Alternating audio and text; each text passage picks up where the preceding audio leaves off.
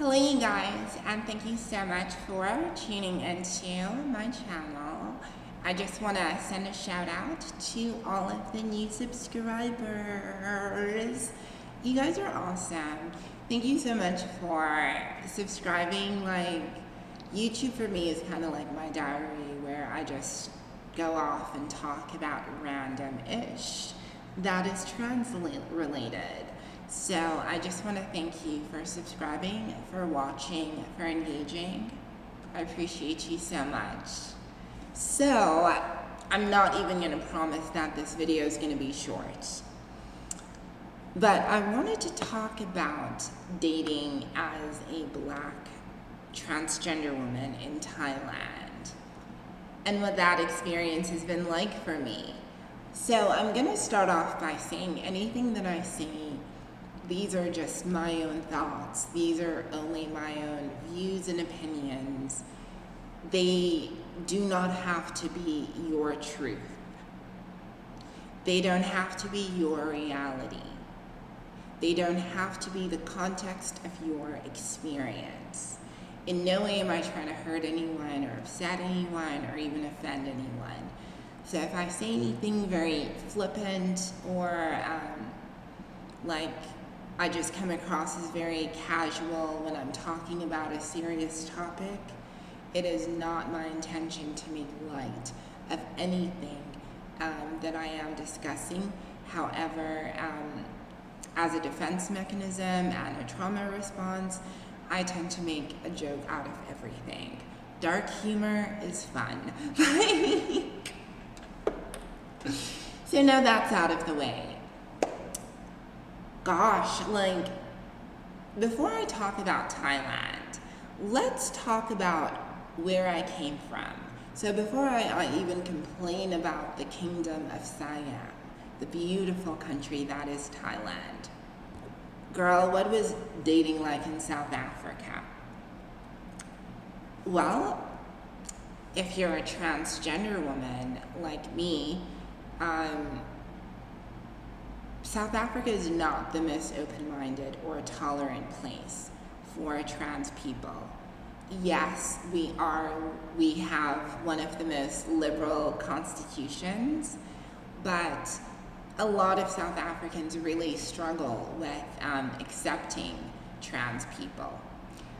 Now for me, in South Africa, I would get hit on a lot. I really would get hit on a lot, and it was fun, but it was also scary.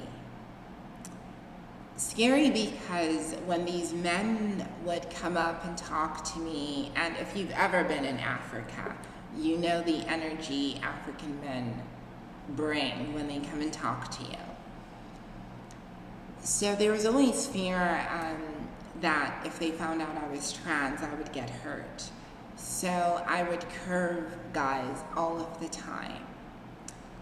I found that the guys who were interested in dating me and knew that I was trans often had a lot of issues related to the shame that they carried about being attracted to trans women.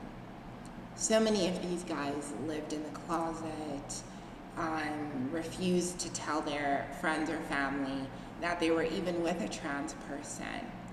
And even if you were a trans person who reached the female threshold, a lot of South African guys still, that fear would get the better of them. And it would make hooking up like this awful experience because think about it, hooking up and making love, which is what it is. Making love is supposed to be beautiful. Sex is supposed to be beautiful. You're supposed to have fun and enjoy each other and, get caught up in the excitement of the moment. But I would find with a lot of South African guys, they would be so caught up in the shame of what they were doing. They would try to rush through and run out and not contact you and then contact you when they want a quick fix. So it was a very dehumanizing experience. So I just started dating foreigners. a lot of people back home used to think that I dated foreign guys because, I thought they were better. It's not that I thought they were better. South African men stay winning. It's just that American, German, Canadian, just Western European men in general, and Australian and Kiwis, they tended to be more open-minded when it came to their sexuality and all of that. So I found there were more men who were interested in openly claiming me as their girlfriend. Note how I said that. So even from the very beginning, I was never just interested in hookups. No, I was always interested in finding love, which I eventually did. I met my boyfriend, my ex-boyfriend, who is absolutely my best friend. I met him online, and he came to South Africa, and, we eventually decided together to go to Thailand to try and work on our relationship. So leaving South Africa and coming to Thailand, you have to understand, I did not have guys or relationships on the brain. I already had a boyfriend. I already had a guy that loved me and supported me. I knew his family, it was that sort of thing. But I noticed, I'll never forget how when I was living in this one condo in Phuket, different types of guys would try and hit on me. There was this one Russian boy, oh my gosh. He would always try and hit on me, and it was awkward because we would always bump into each other at the pool. And even though I told him I was trans, you would think that me telling him I was trans would turn him off. No, baby. That's when he started, making himself known. And I remember, I would go out and I would get hit on. And in the beginning, I thought telling them that I was trans would push them away. But it was almost as though I was using that to hit on people. So eventually I just said I wasn't interested. But I loved how open-minded a lot of them were. At this time, our relationship starts to disintegrate, and we decide that we work better as friends. It was super, super hard to break up with my ex. But we break up, and I am suddenly single in Thailand. Now, as soon as I was single, I needed some time to process, my breakup. And I thought, I would go a couple of months and just work through my feelings. And then when I was ready, I would jump into dating. No, girl. Dating jumped on my lap and asked me to... It was I think the city that I'm in, if I had to be honest, is a very transit city. It's a transient city. A lot of people are coming in and out, and there are a lot of young people that are coming in and out of here. So the dating culture is very, very hedonistic, very chaotic. It's all over the place. But the level of trans acceptance is honestly like nothing I've ever seen. Going on Tinder, I think I've seen maybe 4 guys who said no lady boys, no transgenders, and no bar girls. But the fact that, you even have men on there. The one guy, I read his Tinder bio, and he wrote, "With all respect, I'm not interested in lady boys or bar girls." Now, in South Africa, that is not how, or the rest of the world, how a man would let you know he's not interested in trans women. He would not start off with no respect. And even guys who I had matched with who didn't know I was trans, if and when they weren't interested, they were always incredibly apologetic even, which I never understood because I'm a grown-up and I understand that dating preferences are discriminatory. So the one thing I can say as a trans woman, if you want to date, if you want to hook up, if you want to have a boyfriend, there is no other place like Thailand. The Philippines tries, but there is no other place like Thailand. It depends what you're looking for. I was talking to a friend of mine, so I was hanging out with my friend who's transgender and is a chef, and another friend of mine who's also trans and has a cooking school. And my friend Kim literally told me that, for her, living in Chiang Mai and meeting all the foreigners had been so much fun and exciting. She told me that she'd been with 300 men. And I remember thinking, when she said that number, I was like, in Thailand, in Chiang Mai, that can definitely happen because of how the culture is, I think. I think the culture from both the foreigners and a lot of the locals is that they view sex in a very casual, kind of carefree way. And because of that, it's almost like Iceland, like living in Iceland or in Sweden, where having intercourse with someone is an icebreaker. You know what I mean? So I can definitely see how the number would pile up. I mean, for me, I remember even just walking down the street and I would have guys, grab my arm, and this one Italian boy just started making out with me as soon as we started talking. And it's very much that. It's very much it's like one big party environment, if that makes sense. But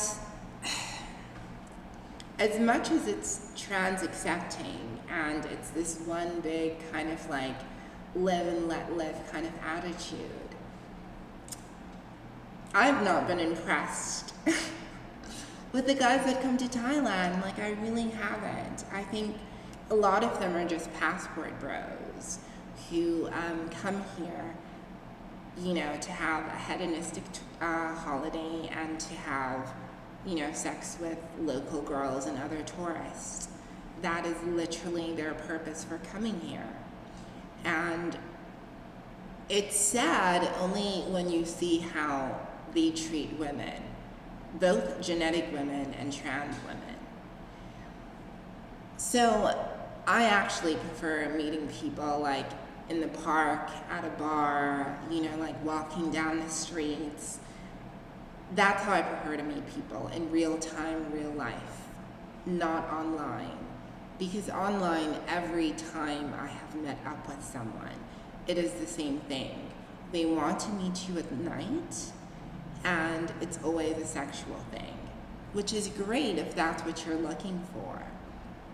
But there is an aspect where they treat you as though you were an escort. Case in point, I went on a date. Now, I had been talking to this guy for about 3-4 days. And he was really cute, Mexican-American, grew up in Southern California, worked in Silicon Valley, was in Thailand just traveling through, trying to figure out if he wanted to stay here. So we had talked a fair bit, and we decided to meet. When we were talking online, we had talked about a show called Adventure Time and how we both wanted to watch it. So we were gonna meet up. We meet at a cafe, and we're both chilling, we're both smoking, it's chilled vibes. I noticed from the jump that I have to like he wasn't very communicative. It was as though like I had to like pull blood from a stone. The conversation just wasn't like clicking the way that it needed to. So he eventually asked us to go to another bar, and I'm thinking maybe because we were at a weed bar, he's not comfortable with that. So I'm like eager to go to another bar, listen to music, maybe dance, just connect. Get there, we can get drinks, and he's not happy at the bar. Immediately he's like, he doesn't like bars. So it's at this point where I'm like, okay, what would you like us to do? Do you want us to go hiking? Do you want to go to a museum? Do you want to go, if you don't like bars, I imagine you don't like clubs. What do you want to do? Do you want to visit a temple? Go see elephants? Talk to me. No, he wanted us to go to his hotel room. Now, obviously, I'm an adult, and I knew that it was going to lead to adult fun time activities, which we both wanted. In fact, I remember asking him, if, he had, condoms, lube, and all of that. Cool, and he did. So, I grabbed my things, and we head off to his place. Get to his apartment. Girl, I brought my bong. And he told me that I'd be able to smoke and chill out there. No, I couldn't. This man didn't even have a balcony. So I'm like, okay, well, I guess I can't do that. So we're chilling on the bed, and the TV doesn't work. So I'm like, we were supposed to watch, Adventure Time. How are we gonna watch it now? So we're watching it off the laptop, or rather, I'm watching it. At no point did this man ever, try to get to know me, or I don't even think he knew my name, to be honest. I'd be surprised if he did. But it was the longer and longer I spent with him, and the more chances and excuses I made for him, the more I realized that it probably would be best for him to, employ the services of a lady of the night, because he just refused to see that I was a person, refused to get to know me, refused to even try to get to know me, and was so eager for us to have intercourse and whatnot. It got to a point I started asking him questions, trying to get to know him and trying to communicate to him that he's not the best date. It got to a point where I felt like I was trolling him. I asked him at one point, because whenever we would talk, he would just talk about himself and how amazing he was. He wouldn't ask me any questions about myself, which is why I don't think he knew my name. I asked him if it was very common for men from California to talk about themselves, and only about themselves, and show no interest to their partner. And he was like, yeah, it is a California thing. And I remember being like, no, I think it's a you thing. I think it's a you thing. And if you're about to hook up with somebody and they ask you that, know that you are treading on dangerous, you're treading on dangerous ground, because clearly the person is already unhappy with you. I continued to ask him questions, trying to get to know him, and he continues to act like a perpetual child. I order food, and it takes about an hour. So I'm on the bed listening to this man go on about himself, and just not even watch what we were trying to watch. It got to a point where I turned off, the laptop. I went on my phone, and I started watching a documentary about King George of England and his wife Queen Charlotte and their 13 kids. That's how bored I was. I would rather have watched a documentary that I had seen maybe like 30 times because I couldn't stomach being around him. And it didn't matter if I was engaged in the conversation or not. Like, it was evident that he only wanted me for one thing. And this experience mirrored so many other dates that I'd been on. I'd been on so many dates with so many different guys where I was trying to get to know them. And because I was trans, it was almost as though they assumed that I would make the first move. It was assumed that I was this, I don't know, like this animal in a cage that just wanted to pounce on them. And maybe I do, but I first want to talk to you. And I first wanted to be treated like a human being. The thing is, these men understand that we're trans, but they forget that we're women. They forget that it's transgender women. And when you interact with a woman, when you're trying to get with a woman, when you're trying to hook up with someone, often women want to connect with you. It's not just seeing someone and jumping on them and just having sex with them just right off the jump. Sometimes people want to get to know you, and I think because so many of these guys have only really interacted with escorts and seen us in pornography, they have a very one-dimensional kind of view of us. And for me, like, I was not gonna get intimate with somebody that I didn't know, who I felt like I couldn't connect with. It wasn't gonna happen.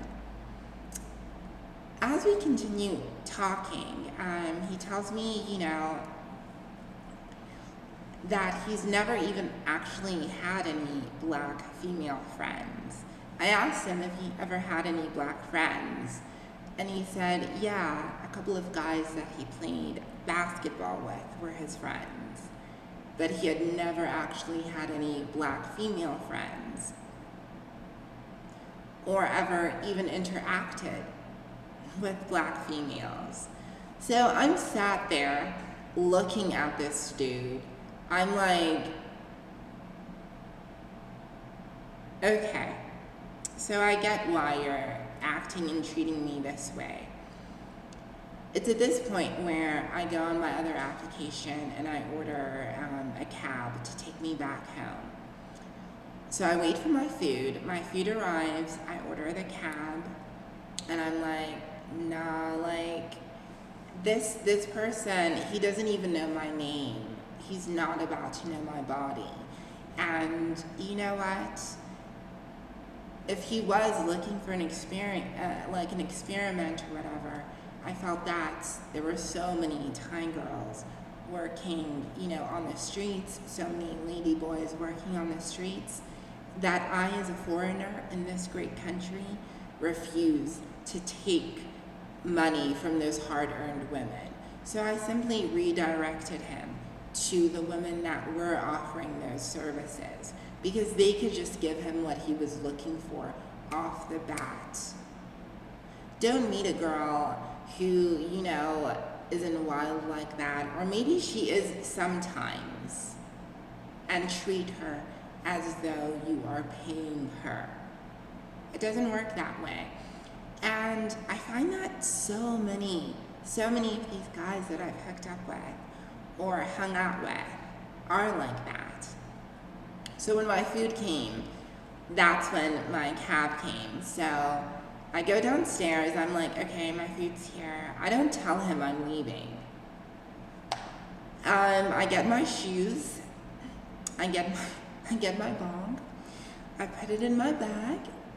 Now, he should have picked up from seeing me get all of my stuff and look around the room that I was not coming back. We both walked down. He still tried to hold my hand and kiss me. I'm like, get there, and my cab's there, and my food's there. Grab my food.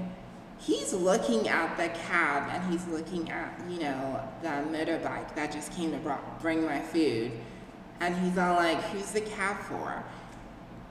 I was like, sweetheart, it was wonderful meeting you. I'm gonna go. Bye. When I tell you this boy looked like deer on headlights, he just had this expression in his face like he didn't know what was going on. And I just remember getting in my cab and thinking, how could you not know what was going on? Did you devalue me to the point where you couldn't even pick up when I was trolling you? You couldn't even pick up when I was fixing to leave. You couldn't even pick up that I was on my way leaving. You only saw it when I told you and got in the car.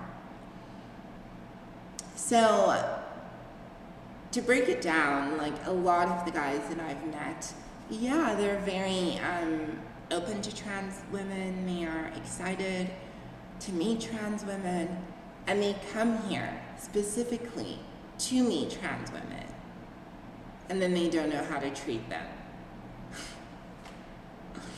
I'm like, listen, like, you can have the most amazing, incredible, exciting, exhilarating sexual experience of your life. You can have spirit sex where your spirit and my spirit just come together as one in one beautiful, majestic moment. But the thing is, like, a lot of these guys refuse to connect with you at a human level, even at a spiritual level, and want you to, bust it wide open, meet them at their convenience, when there are so many girls on the streets who are actively offering that and selling that. So for that reason, I just left the dude. I felt super guilty. I felt bad that I just, left after we'd hung out and stuff, but I was like, he's an idiot. He's an idiot. So he doesn't get to share in my body. Now, I've had really, really, really, really positive experiences and really fun experiences. But I think, dating in Thailand is different from South Africa in that people are more excited about it, people are more open to it, but it also is kind of like a really loose kind of hookup society. My advice for any transgender person living outside of Thailand, girl, come here. Come here if you want to meet someone. Come here if you don't want to get harassed. But don't come here thinking you're going to meet your Prince Charming.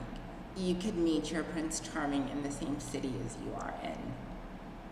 All that there is here is just a lot of open-minded boys who want to hook up. And they don't always treat trans women, or Thai women for that matter, with the respect that they deserve. I'm not closed off to dating. I'm not closed off to dating. I'm really not closed off to dating. I'm talking to somebody amazing. And yeah, not closed off to dating. I'm definitely open to fun, and I'm open to meeting people, but in having that fun, there has to be an element of respect, of mutual respect. And for me, if I feel like I'm not getting it, I exit and I hook up with somebody else. It's that easy in Thailand. You can literally, if your date is not doing what he's supposed to, you can literally leave. And on the cab, you can literally go on any application, Tinder or Grindr, and be like, anyone want to meet up now? I'm being dead ass serious. It's that easy. And no one will judge you for it here. No one will stand and look at you any type of way. In Thailand, as a trans woman, you really have the power to express your gender identity and or sexuality in any way that you feel, in any way that you feel is natural and authentic, as long as it is healthy, consensual, and not harmful towards anyone else. Here in Thailand, you have that opportunity. You know what I mean? I still don't like how promiscuous people are, and I wish the guys would treat trans women, with a little bit more respect. But I love the fact that I can go out on dates and stuff, and even if people clock me or whatever, it's not an issue. In South Africa, if I went out, in fact I did go out, and I got clocked, and me and the guy I was with, we got harassed by a waiter. In Thailand, that would never happen. So, yeah, that's been my experience dating in Thailand. Overall, if I had to rate it, I would give dating in Thailand, despite all of the nonsense and the passport bros, I would give it a 2 out of 10. I'd give it a 2 out of 10. 2 out of 10, which is pretty good. So yeah, thank you so much for listening to my little rant about dating. I'm not sure if any of it made sense, but thank you. I really appreciate you guys for your love and support. Check you next time. Bye.